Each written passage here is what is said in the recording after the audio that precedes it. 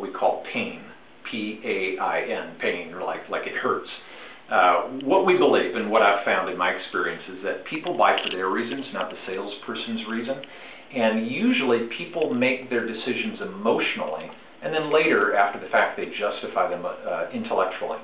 And of all the emotions that could cause a person to take action, pain is the emotion that causes them to take action faster, to write you a bigger check. In other words, to get out of that constant price battle that many of us find ourselves in, and to tell their friends about how good of an experience they've had with you. And so the real key to effective selling is not to throw out as many features and benefits as you possibly can and tell people why they should do business with you, but instead to ask intelligent, insightful questions about the challenges that a particular prospect is facing. We call that pain.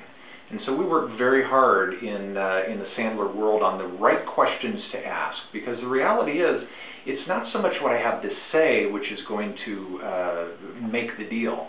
It's my questions, not my answers, that should convey my intelligence and my character. So therefore, it's important that you ask questions to uncover the prospect's pain, and if you can fix their pain, great, we'll go ahead and do a presentation, a quote, and perhaps do business.